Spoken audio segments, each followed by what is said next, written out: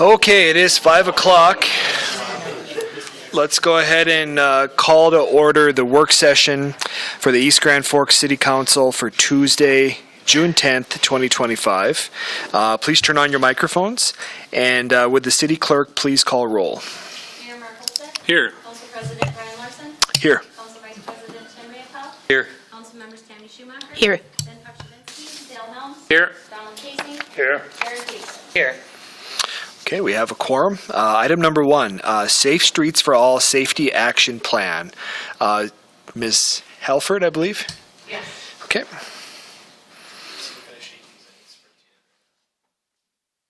Pave the way. Okay.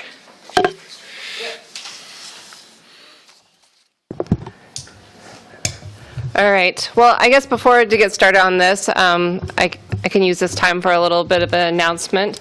I did let my board know last week that you can sit down. I'm stalling by announcing that I'm put my letter of resignation in last week. So we'll be posting that job shortly, and there's a process being figured out, but I just kind of wanted to make that announcement and share that. If you have any questions or concerns or ideas, feel free to reach out to me. But as of now, looking at probably mid-September that I'll be around, but remotely probably the last month.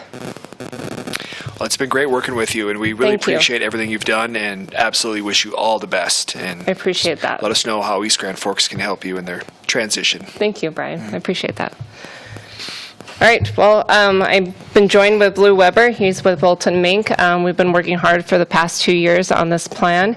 So just a quick little update from us on this. Yeah, thank you so much for having me. And like Stephanie said, my name is Blue Weber. I come from a firm called Bolton Mink, located in the area, and really excited about this process, how we've been going about it, and kind of all the things that we've been working on so far. So obviously a very high-level agenda here, but the main bulk of what I'm going to be talking about is the actual draft final report, as well as some of those projects that we have kind of listed and identified, and what the next couple months look like, when you're going to see us a little bit more, and what the next conversations look like. So from there, like Stephanie mentioned, we've been working on this project for about 18 months, so a lot of work has gone into this, everything from lots of conversations with various entities and organizations across the region, but also just a lot of engagement, a lot of process behind the scenes. It's been a blast. It's going to be one of those projects it's kind of heartbreaking to see wrap up, but it's also fun because now I get to put on my community member hat and start to really vocalize and be a champion to see some of these projects go past just this planning phase. So one of the most important elements of an entire safety action plan, SS4A, is an engaged leadership, making sure that both city councils really know that this isn't just a plan that the MPO created. This is something that both communities came together to put together. So really, really neat to be able to see all of that go through. But some important notes are that this can't just be a plan that is just receive and file.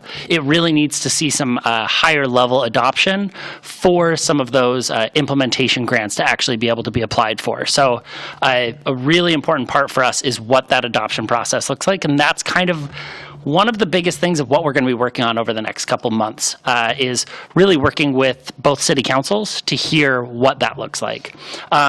One of the things that we got to reach out to and hear at our last council workshop was that a really good opportunity for both councils to come together and actually have a joint meeting. And so really what we're looking at right now is July 8th to have a joint city council meeting. This would be one where we would provide lunch. It'd be a midday joint city council meeting with the SS4A, the safety action plan, being a big part of the conversation, but also adopting a couple other elements of things that both cities are working together on. So that way, it's not just sitting here talking about this, but an opportunity to kind of celebrate all the work that both the communities do together.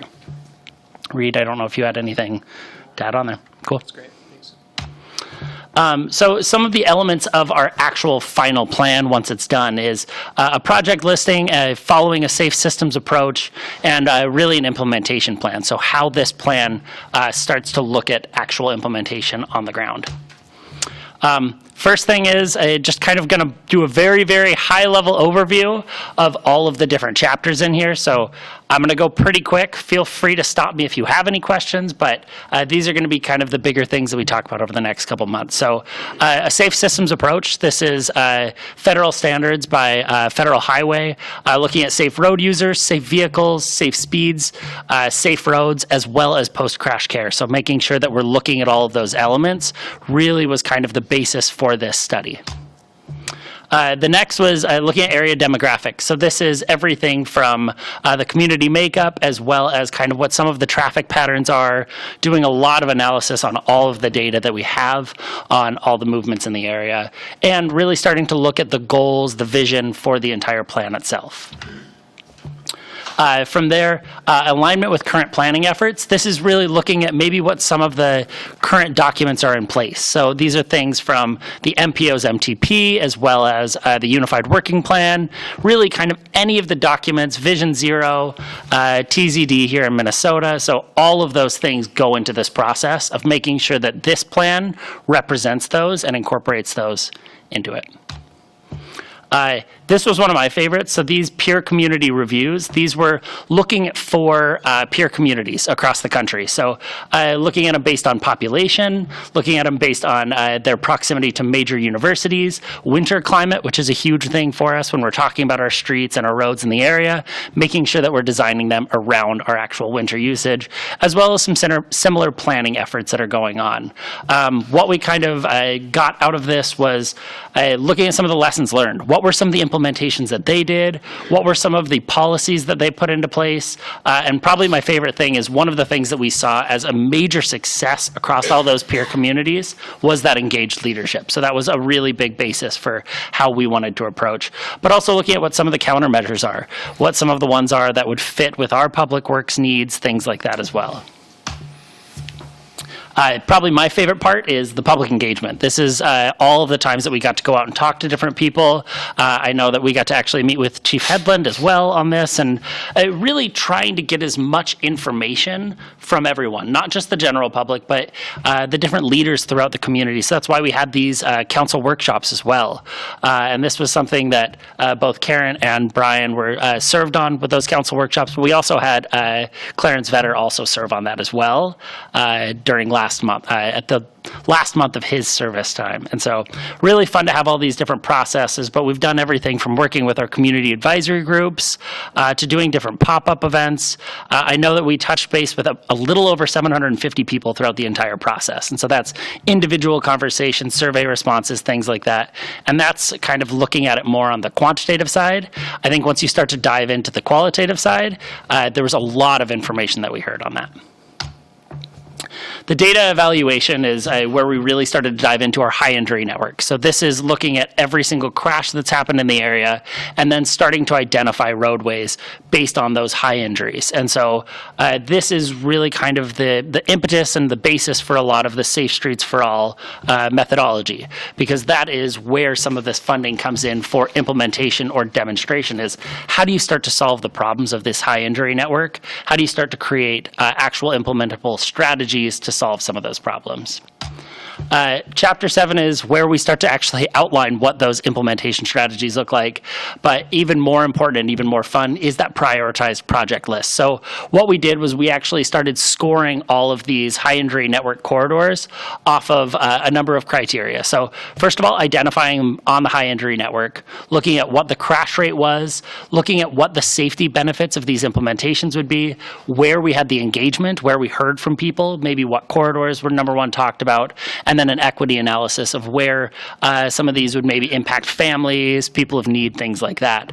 And then what are our project delivery methods for those? So what I did here was we have really nice charts in the final report of all of the project listing, but I wanted to just present it to you all as more or less kind of our highest scored corridors and highest scored intersections. An important part of the Safe Streets for All is not just going out and redoing an intersection. It's looking at really large scale projects throughout the area. So probably one of my favorites that popped up every single time we were talking about this is Bigland Road.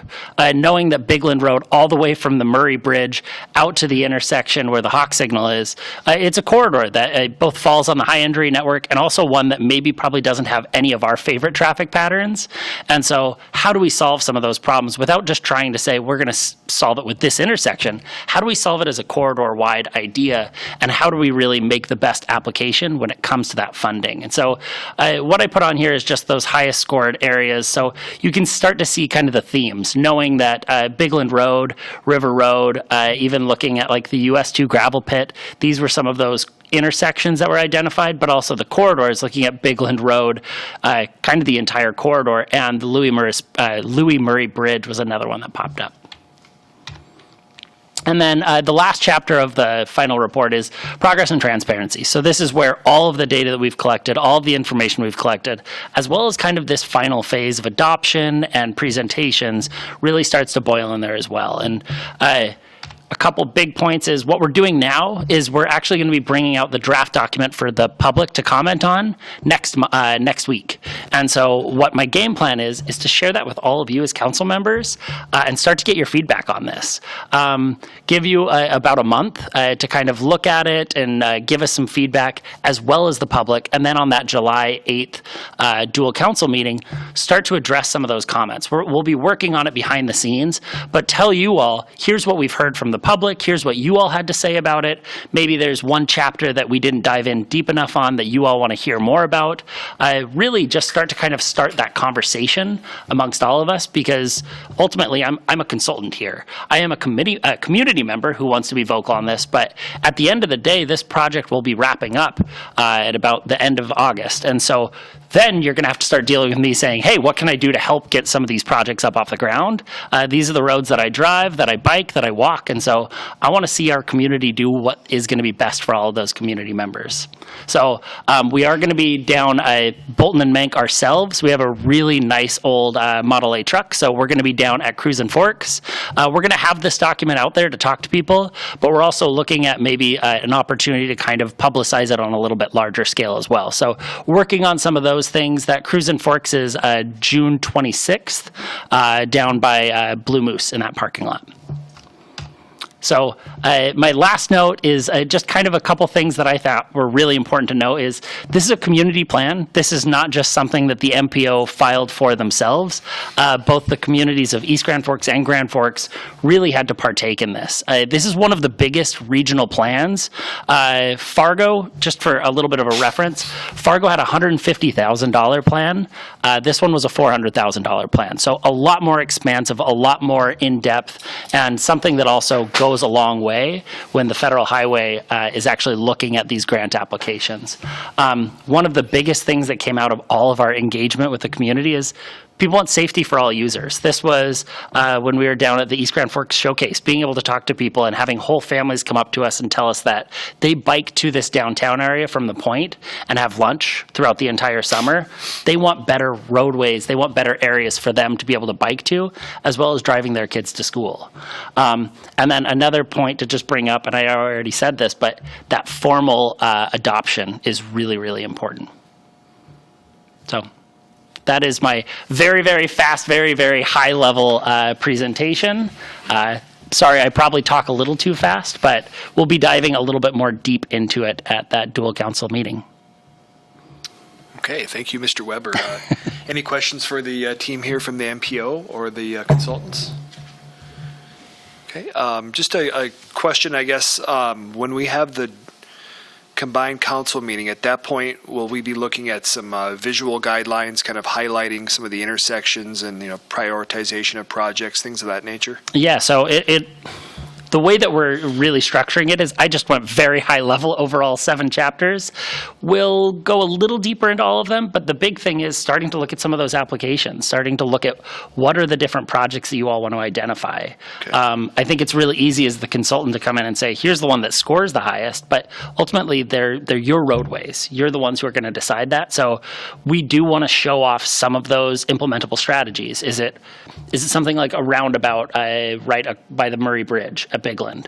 Is it something like a roundabout at maybe 17th? I don't know what those look like, but we'll show some of the concepts, the way that they would work, things like that, as maybe a way to start getting all of our brains thinking. Another thing that I think is really awesome is an opportunity here is both communities could actually put an application together as well. And so those are the things that when the federal government sees two states, two cities working together, those are the applications that they not only want to grant, they want to come and take pictures of and say, wow, it's really neat that this happened. So I want to start at least getting all of us to think about that together, as well as showing what some of those could look like from our vision. Yeah, that sounds good. All right.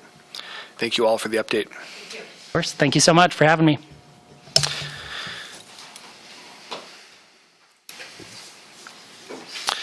Okay, let's move on to item number 2. Request to prepare plans and specifications for the 17th Avenue Southeast Sidewalk Extension. Mr. Emery. Thank you, Mr. President. Good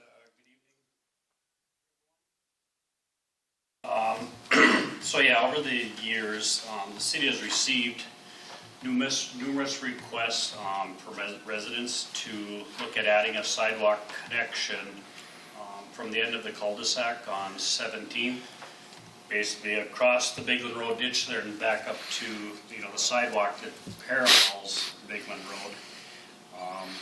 So we prepared kind of some preliminary estimates for that. One of the things we had to do is we did have a couple property owners that we needed to get easements from, both temporary and permanent. I think as of the end of last week, Reid had got the necessary easements from the property owners. So basically just looking at this time to get authorization from you to prepare, any necessary plans and specs. My goal, if we can accomplish that, would be to try to get this completed in time for school to start up, so that kids are able to utilize that. I know early this spring before the school was out, Reid and I were kind of out there meeting with the property owners, and the kids have basically almost a cattle trail down the ditch and back up to the cul-de-sac, and so Right. it's definitely an area where we got kind of a gap in the system that you guys got to kind of fill that in. So, oh, I'm sorry. So that's what, again, just looking to get approval to, proceed with necessary plans and specs is what we'd be looking for. I guess as far as funding for the project goes, the city did receive about $40,218 from the MnDOT Transportation Advancement Funds.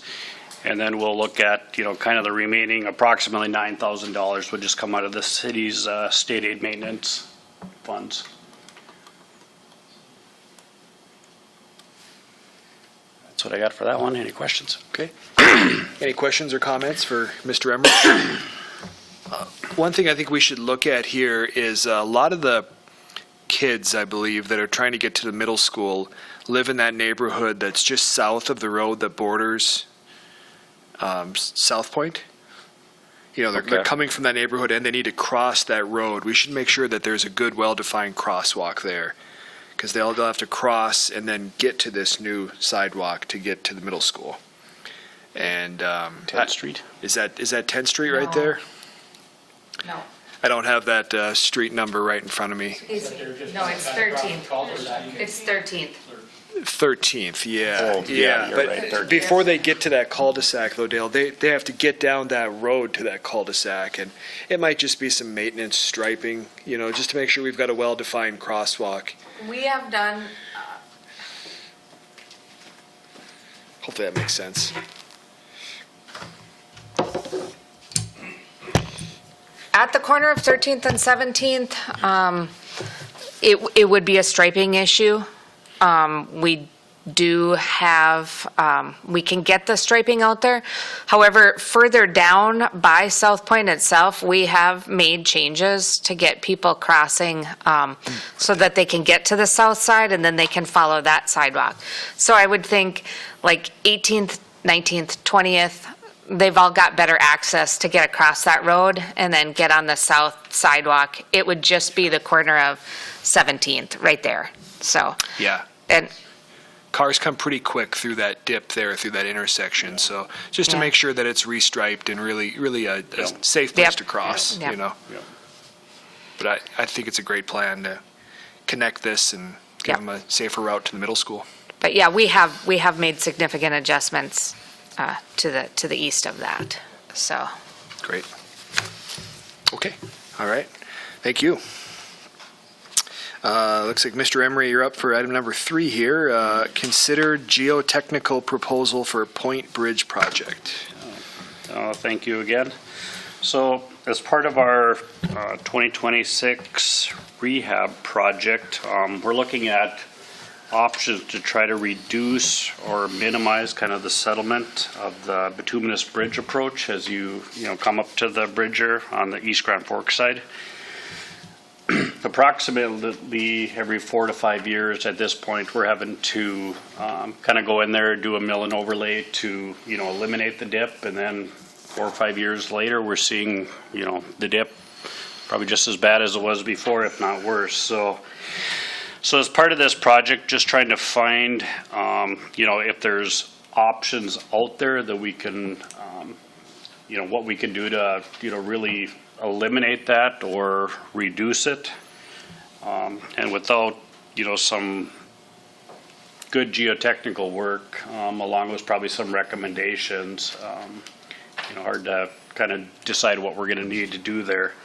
I think the last time was a 2018, 2022, somewhere in there, we did the last mill and overlay of that road. And again, it's really bad right now. So we did reach out to Braun Intertech. What they're recommending is we would probably look at doing 3 borings kind of in the roadway there, just to kind of see what's underneath the road there for fill.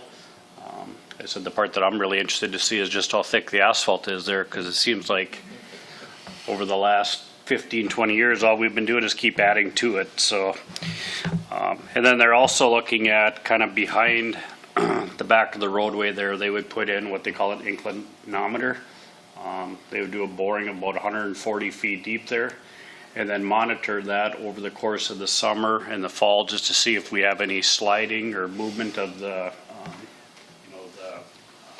bank or whatever there. So again, looking, I guess at this time to, get approval to move ahead with doing the geotech work.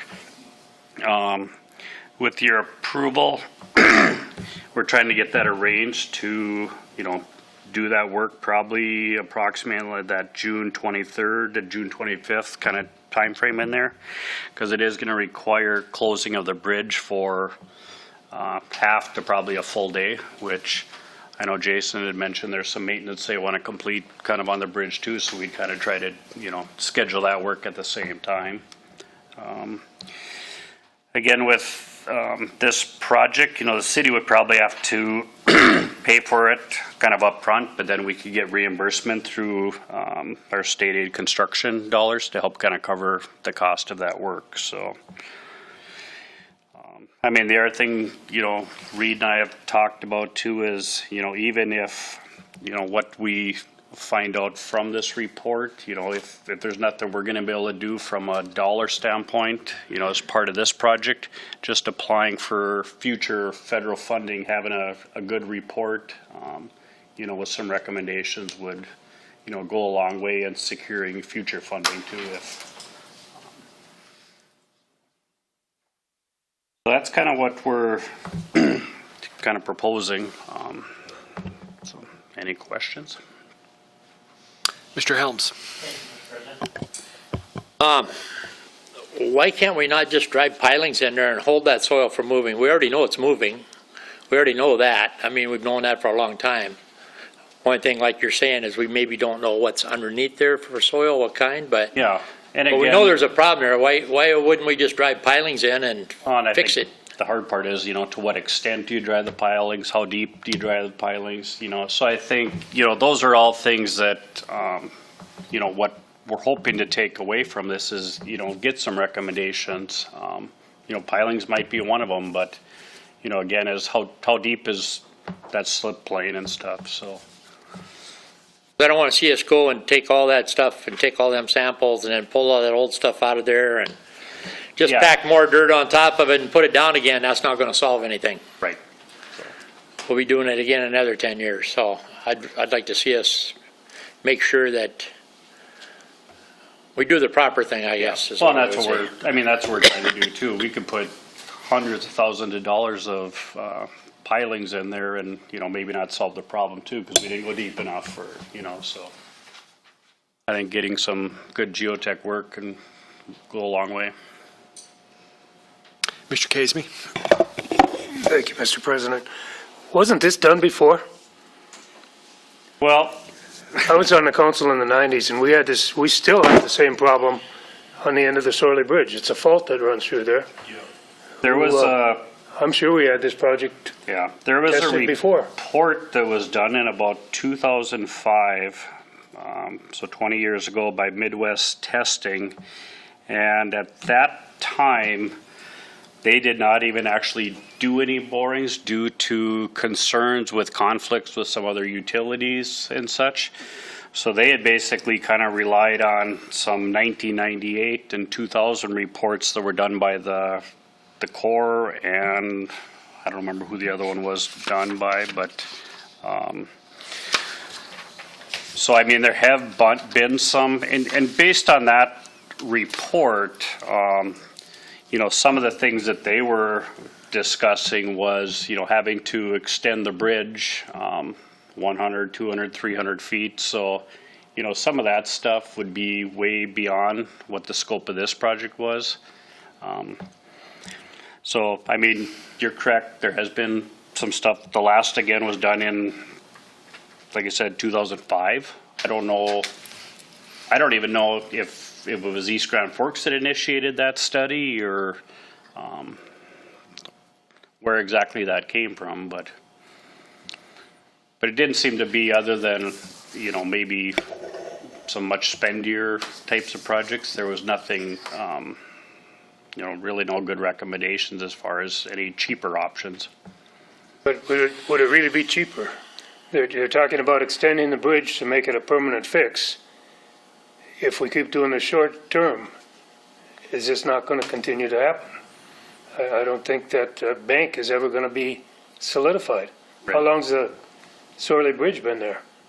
Nothing's been able to fix that. It just seems like we're throwing good money after bad, my opinion.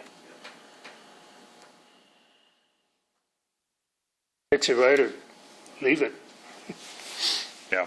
And that's what we were trying to hope to try to find a little more, because again, that report in 2005 did not really have any good recommendations. So that's what we were trying to, see if there was, may not be a permanent solution, but if there's something we can do, again, with the scope of the budget, maybe to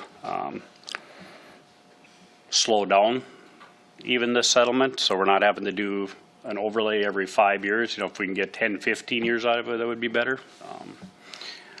Because again, if we got to start looking at extending the bridge, we're talking millions of dollars.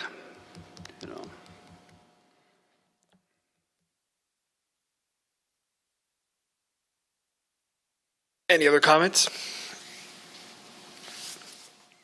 Okay, thank you, Mr. Emery. Let's move on to item number 4. Consider 2026 Minnesota Department of Transportation Transit Operating Applications. Ms. Ellis. All right, I'm gonna thrill y'all with some more transit today. Some of the documents I had on a spreadsheet I had on tabs that forgot to include in the packet, so I'm just gonna pass these along just to briefly go over them quickly and how we get our budgets every year. Take one and hand them down. Yes, please. Yes, please. So the way we budget is we go through a cost allocation model. That cost allocation model, here's the dial-ride ones if you don't have those. The cost allocation model is a pretty detailed representative of how we go about doing the budget. It includes past spending items, expenses through line items. It also includes our mileage, Based on each route, it includes all of our hours. We take out any hours that are dead-ended, so anything to and from, anytime we're stopped. So it's a very detailed study. I have the very detailed cost allocation model, did not include it with this. It's a lot of work. However, when we go into it, we assign expenses based on 3 different things: vehicle hours, vehicle miles, peak vehicles. Vehicle hours and vehicle miles, vehicle hours and peak vehicles are how we consider our operational budget. So that includes administration, drivers, salaries, fuel, a number of different things. And then vehicle miles is more of our preventative maintenance. So once we've gone through and we've looked at our past budgets, we assign budget amounts to them. Then we look at our total operating statistics, whether it be vehicle hours, vehicle miles, or the number of vehicles we have on the road at any given time. So that's 12 for fixed. It's also 12 for dial-a-ride. We divide what our expenses are assigned or budgeted for each, divided by the statistic, and then we get a unit cost. So if you look at both the cost allocation models for dial-a-ride and for the one that just says operating budget, and you go to the annual cost for East Grand Forks, we take that unit cost of vehicle hours divided by the number of vehicle hours we use in a year, which is 4,304. We take that number, we add it to the cost of the number of miles that our 2 routes and our evening route travel with the unit cost to operate. And then we also take our peak vehicles, which is 2, times that unit cost, and that's more of our maintenance, fuel, those types of things that are in the operational budget. We come up with a number of 511,000. So that's how we determine our fixed route cost. Revenue is included if you look on the second page, but the revenue is not a part of our budget when we send it in to MnDOT. So our total cost that we see is about 507,000. However, when we report to MnDOT, we report our purchase of service, which is the whole cost, not excluding the revenue. So that's what we have. Dial-a-ride, very similar. We're looking at vehicle hours, vehicle miles, peak vehicles. The only difference between dial-a-ride and fixed route is that we do not own any dial-a-ride vehicles. So when you look at the dial-a-ride cost allocation model, we do it more of a percentage, and that percentage is based on ridership. So we have about 9% of the total dial-a-ride. 9% of the riders are East Grand Forks only residents, and 91% is Grand Forks. The reason why we don't own any dial-a-ride vehicles is typically that's something that the state of North Dakota or the federal government is quick to provide vehicles for. We usually use vans, so they're not buses, and so it's easier to fund those, and it's also easier to replace those. So at this point in time, we have 1 spare vehicle that we do use for dial-a-ride for places like options, any of your group homes, anyone that's going to work. It's easier for us rather than taking vans back and forth all day to those places. But that vehicle we also use as a backup vehicle, and it's not on the road, so it's not considered in any part of our peak vehicle decisions. So that's how we get the cost allocation model. So when I report to MnDOT, when I do my operating expenses, I take those numbers, I include my salary and incidentals. We did I thought we usually, because we haven't decided or we haven't had our negotiation, Terry and I went with just a random 3%. If it's up or down, that doesn't matter. We can adjust once we get into the actual operating contract when we do the reporting. So that would be simple. So basically what I took was our fixed route cost estimate. I take the salary. 20% of my salary is included in this this operating budget or operating application. I take that 20% of my total salary, divide it by 2, so half gets charged to dial-a-ride, half gets charged to fixed. So the number that you see there, the 528,000, that is what the total that I'll be asking for. So then what we do is every year we're appropriated dollars from the federal government to use towards our operating expenses and or capital. In the past, it was always a 50-50 split. 50 had to go for capital of some sort, and then 50% went to operating. We don't purchase enough buses. We don't have any shelters. We don't own any centers. So really saving it for capital just didn't make sense. I felt like we were spending it on things that really weren't transit related or trying to spend money. We don't want to try to spend money. We want to use it as effectively as possible as we can. So the state of Minnesota has agreed to allow us to use 75% of my federal funds towards operating, with that 25% then every 4 years going towards some sort of capital project. We write a grant for that. Never understood why MnDOT was so opposed to it, considering that knocks down the amount of money that they would be giving us. So I was surprised that it took this long, but yes, I think that's where we're headed, is at 75%. So we're allocated those funds. That will be what the number that they'll more than likely put into that operating contract then. And then the state funds are at an 85-15.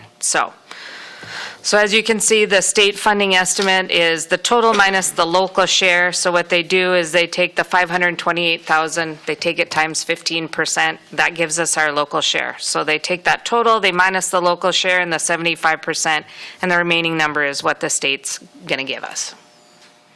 They do the same with dial-a-ride, with the exception of there's no federal allocations that are dedicated towards dial-a-ride. So with the two numbers, we get our local share estimate of about 108,000.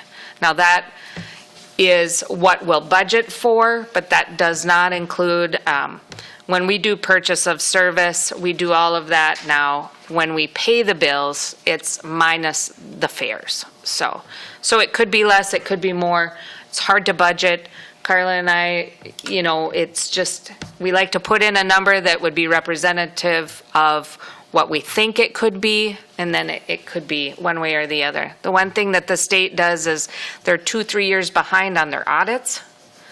So if we have to pay in, or if the numbers in 2022 are different, that comes out of this year's budget. So the 2026, if we're audited and the state has given us more money than what we actually spent, then those funds will have to go back to the state.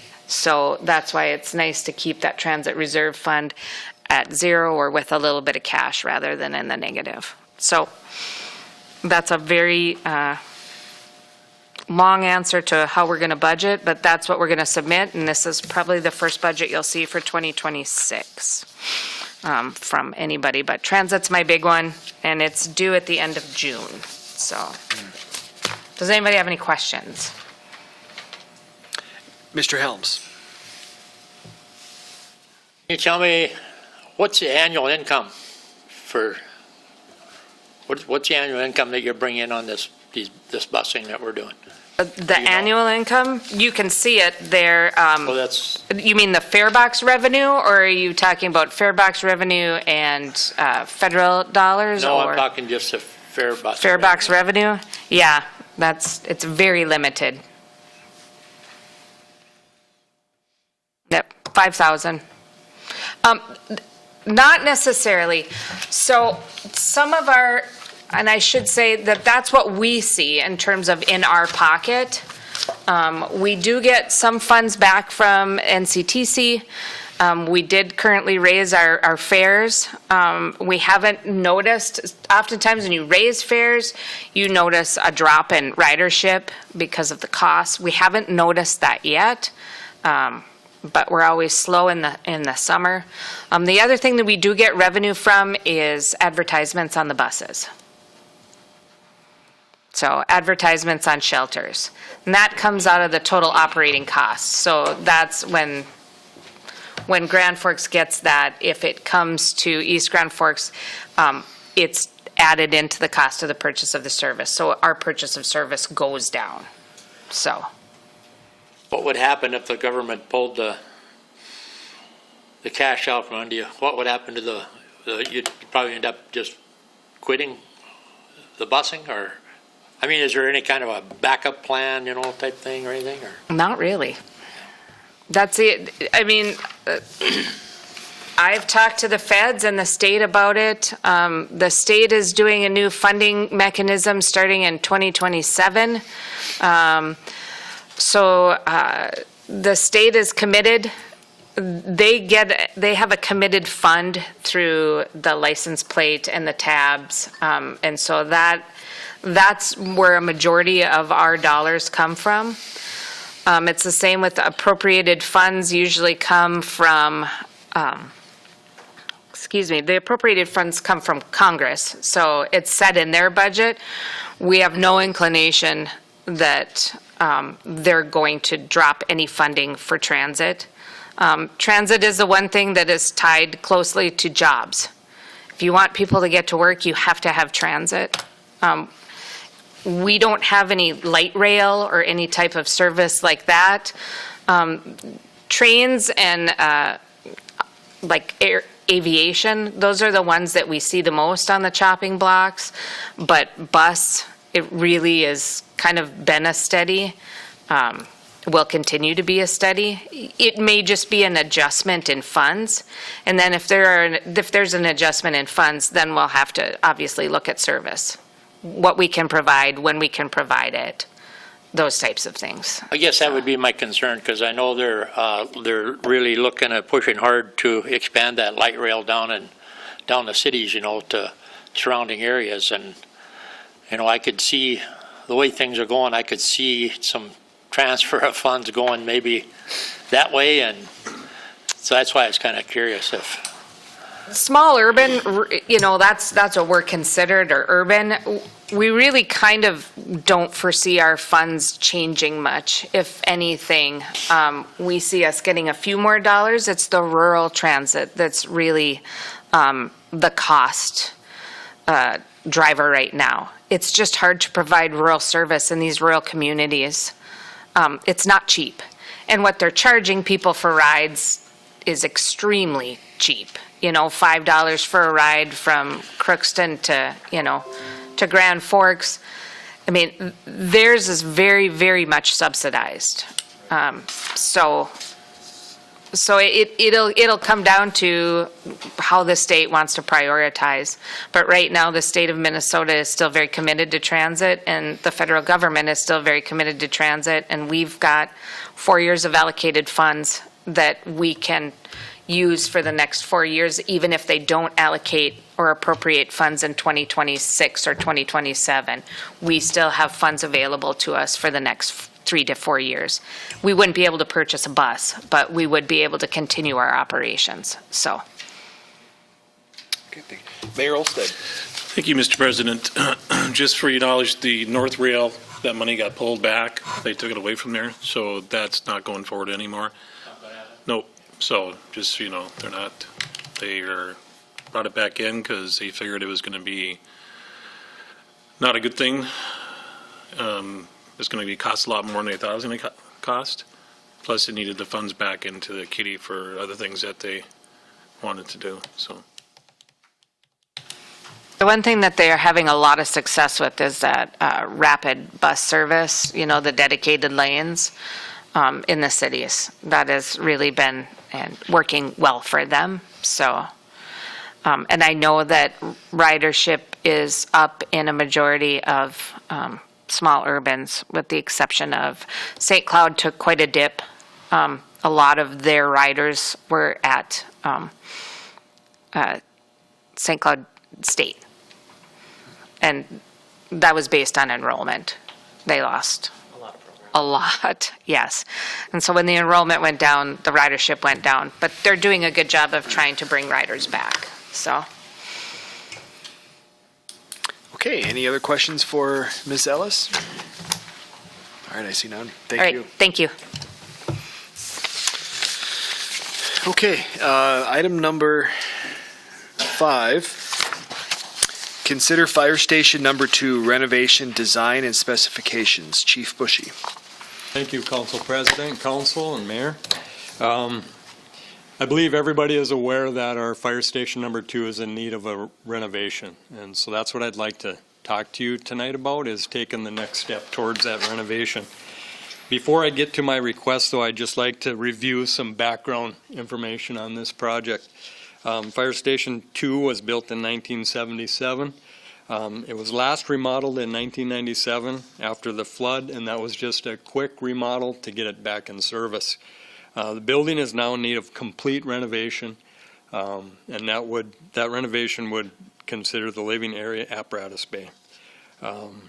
That building is the oldest city-owned building that has not been renovated to date.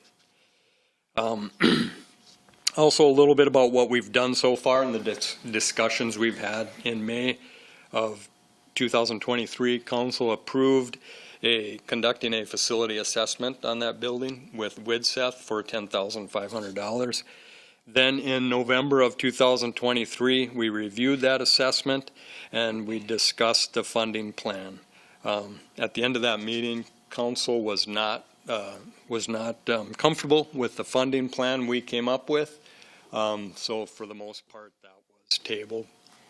And then in our strategic planning meeting, we talked about the renovation, and actually that renovation moved up in priority. So with that, my request tonight is for council to consider approving the WIDSEF professional design services proposal that I included, and move forward with the construction or the design phase of that proposal. The cost of that is $74,500. We did budget for that in the 2025 building maintenance fund. My recommendation is the council would authorize WIDSEF to proceed with that construction documents phase of their proposal for $74,500. Thank you, Chief. Any questions for Chief Boushee? Mayor Olsted. Thank you, Mr. President. So if we do this, what is going to be the shelf life of this design, as long as nothing gets changed in the near future? Yeah, I talked to the design engineer and we had that discussion. He said it's as good as it can be kept. The only few changes that might have to be made is if there's code changes in the meantime, but really no shelf life on it. Okay. Chief Boushee, I would recommend if we can include a hazardous materials survey to look for asbestos in the building at the same time. That way we would know that and help us put together a more comprehensive cost estimate. I can look into that. Okay. Yep. Thank you. Any other questions for Chief? Okay, I see none. Thank you, sir. Thank you. Item number 6, request to start a hiring process for a police officer. Chief Hedlund. Thank you, Mr. President. Items number 6 and 7 are interrelated. Lieutenant Rod Hychek from our department is retiring after over 35 years of service. He's planning on retiring the first week of July. And his resignation will create an opening for the position of lieutenant, and ultimately will also create a position for an opening for a police officer as well. There will also be, at some point in time, another opening, depending on who gets the lieutenant's position. It could be someone in patrol, or it could be another investigator that we would have an opening for. But until the lieutenant's process is done, we won't know what that one is. But we know for sure there will be a police officer opening at some point. So that's why these two are being brought forward at this point in time. So we'd like to, with council's approval, we'll start advertising again. We have not been advertising since we had been projected to reach full strength, which we will on Monday for about 3 weeks. So we haven't been advertising for the past 6 months, but we will have to start advertising again for that. So that's why I brought this forward, and then of course the lieutenant's position as well. Thank you. Any questions for Chief Hedlund? Okay, I see none. All right. Thank you, sir. Okay, item number 8, proposed amendments to Cannabis Ordinance number 43, fourth series. Mr. Huttunen. Thanks, Council President, members. At the end of the regular legislative session, one of the items that was passed was some changes to the cannabis law, signed into effect by the governor. The new law went into effect on May 25th. As it relates to local government and our processes with review of cannabis applications and ultimately issuance of registrations, the state's new law did change the order of events and when the local government can give those retail registrations.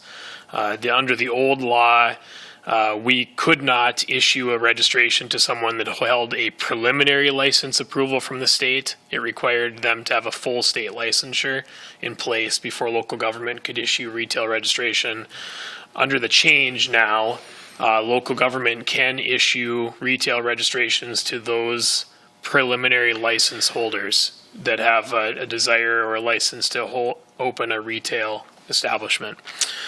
So that, accompanied with the fact that we have now had our ordinance in effect for a series of months, about 6 months or so, and we've taken a number of calls. We know that the demand for the 2 retail registrations that are allowed by our ordinance is going to be high.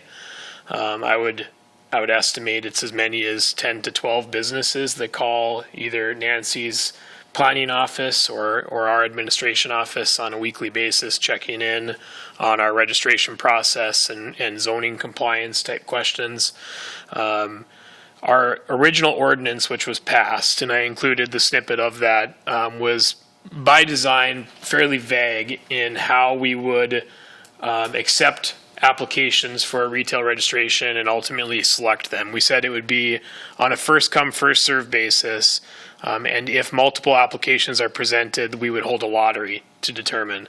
That's not very clear on how we would accept registrations in a first come, first serve, and what the time period would be of when it would trigger the need for a lottery. So now knowing the demand is a lot higher, we're recommending putting a little bit more formal process or procedure in place for that, in which we would advertise a defined application period of when we would accept applications with a defined set closing date and time. And assuming we get more than 2 applicants, 1 for each of the zones allowed, if we have more than 2 complete, thorough applications with compliant locations identified, then we would enter all of those complete applications in a random selected lottery to determine who gets the primary retail registration at each of the 2 sites, the downtown commercial site and the highway commercial site. And then we'd also select an alternate for each of those so that if the initial applicant recipient couldn't get their business open in the time period allowed, then the alternate would be able to take the position of that retail registration. A few additional things to consider as we look into it is with the expected number of applications that we receive and the time and effort that will be included in review of those.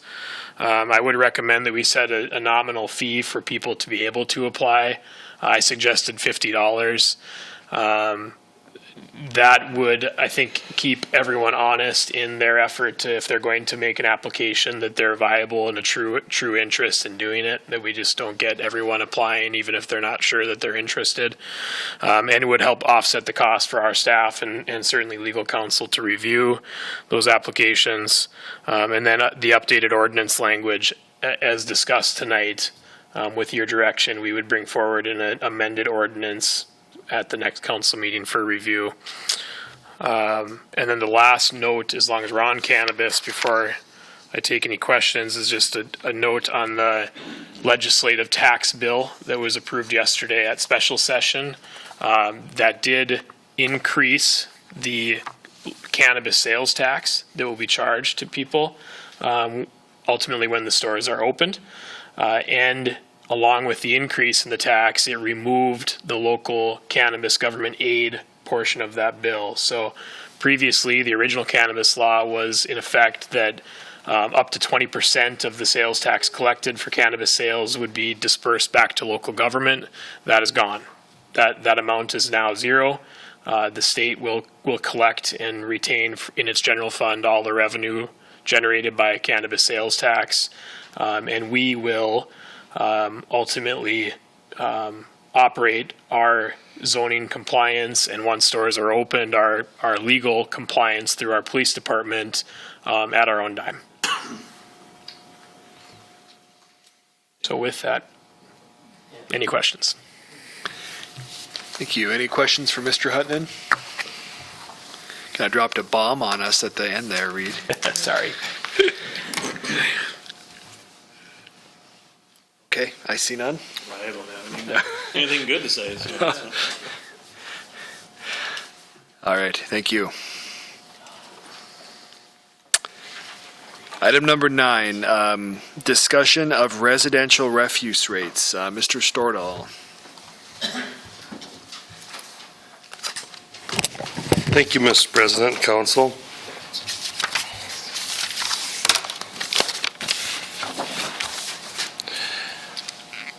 So the Division of Refuse within our Public Works Department is comprised of 2 different areas. One is commercial refuse, which we will be bringing back at a later date to discuss rates there. Tonight, we'll be discussing the residential refuse part of it, which includes the curbside collection of the refuse and recycling, our green site collection, 2 cleanup events and hazardous waste, and electronic drop-off events, as well as refuse drop-off at the Public Works Yard. City Council has kept rates for the services very low in the last few years. The last rate increase was in 2015. Since then, landfill fees have increased by 22%, and refuse and recycling services have increased by 61%. The reason that we're bringing this before you tonight is that our refuse enterprise balance is depleting, and we need to raise the rates. I attached a couple sheets for reference along with the request. On the first sheet, you'll see what residents currently pay the East Grand Forks rates right now for refuse and recycling. Below that, you'll see countrywide sanitation's fees and how they will increase in the next coming years. On top of the countrywide sanitation fees, the city also pays a landfill fee for disposal at the Grand Forks landfill. On the second sheet, you'll see our revenue. Our revenue is made up of residential refuse fees and yard waste site card fees. And if you take a look at that, and then our expenses, which include the salary and benefits, our recycling for the curbside pickup, the cleanup, refuse collection containers, so the dumpsters and roll-offs that the city buys, the landfill costs, and the residential garbage disposal costs.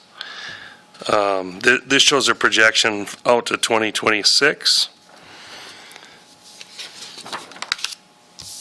And to give you an idea, so the green site right now at $2 a month for the users, we're bringing in revenue at about $37,579.81. Our expenses right now at the green site are $73,582.50. And our spring and fall cleanup events total in 2024 $63,109.40. The other expense that we're not able to quantify is the charges for the roll-off dumpsters and landfill fees. For the dumpsters that are at the Public Works Yard, it's something that we haven't kept track of in the past. So we have in front of you some proposed rates. If we were to increase refuse rates from July 1, 2025, and do it in increments, so we would do it again in January and then one July 1st of 2026. Those rates include, we would do away with the green site yard card fees, and they would be incorporated into those rates.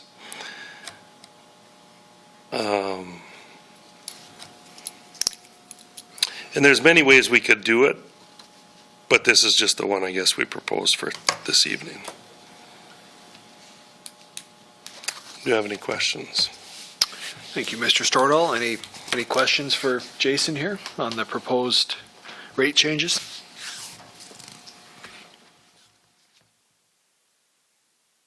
Mayor Olsted? Thank you, Mr. President. Thank you for bringing this forward. It's something we probably should look back last year, maybe did the contract, the renewal. So I'm glad we're looking at it now. I think the proposal that of increment increases is something I guess I brought up to you instead of doing one huge increase, to take a look at it, how we can incrementally do it, plus keep up with the 4% increase every year that we're going to be charged. So I guess my thought process is going to take us a long time to get back up into our reserves, back up to whether it's $400,000 we have to get up to. So it's going to take us a while. So that's something we have to be cognizant of and try to make sure that by statutory reasons we get that back up there. And I hope that, I guess once we look at what else we're doing at the green site, I think hopefully it'll be better. So people can say, well, we're paying for it, but we can actually use it. I think that's going to be helpful. I guess eliminating the $2 off of the water and light bill, because we all know the door hasn't been working, the gate, and people have called and made comments, and I've talked to my neighbors. So I'm sure everybody would be glad of that being gone, so that everybody can use the green site. But I think looking at this and planning forward, and once we get a chance to look at the commercial stuff, I think we're going to have a better plan put together, how we can get back up to those dollar amounts. But it's going to take time. And we have to remember that, but we also have to plan for any other expenses that we might have. So that's all I have. Thank you. Mr. Casemy. I'd like to thank you for doing all the work. I know what it's like putting the numbers together and doing the calculations, but we had a kind of a brainstorming session the other day, and I just wanted to bring it to the council's attention that rumor on the street has it that Rachel is ready to retire, and that the people that will be buying would be Waste Management. And that's going to put a whole different perspective on numbers. So what Jason and I kicked around a little bit was the possibility of looking at the potential of doing our own garbage collections again. It would be the expense, as he pointed out, of one additional truck, but over a long term depends upon what Rachel decides to do in the near future and what Waste Management would do should these rumors come true. Just wanted to bring it out for something to think about and to mull about, and if you've got any suggestions or ideas, I'm sure Jason would be more than willing to listen, because it's he's pulling his hair out. Mayor Olsted. I think, and Jason did bring that up the other day when we were talking also, that it was discussion. I think that those rates would be less for us then if we had our own, I'm assuming. So I think at that time, I think we have outs on our contract anyway that we can look at if we need to do something. But, I mean, something to think about. It might not happen right away. If there's a transition from them to waste management, so we'll see. Thank you. Yeah, just a few thoughts. Mayor Olsted commented on it. I do think addressing this, or I should say reviewing the rates annually and doing incremental adjustments every year is the best way to approach this. That's the easiest way to take it. And then, so, I'm just looking through these numbers, kind of comparing like my household costs. We have the 64 gallon with recycling. So that'd be at $16.25 now. Correct. And then, so July 1st, that would go to $20.33. January 1st, it goes to $24.42. July of 2026 goes to $28. And at that point, I feel like those big jumps were to get us back to even. And then going forward, we'd be looking at it every year to do an incremental increase to align with our contracted rates. Are we on the Correct. same page Yep. there? Yeah, that'd be good. It's tough to build up reserves in that matter, just getting caught up. But I think we can deal with that in those incremental increases after we do these bigger steps. So, okay, appreciate walking through that. Any other questions or comments? Okay, I see none. Thank you. Thank you. All right. That's it. Okay, that brings us to the end of our agenda. I would be looking for a motion to adjourn. Moved by Helms, Second. second by Caseme. All in favor, please say aye. Aye. Opposed, same sign. Okay. Motion passes. Meeting is closed. Thank you very much.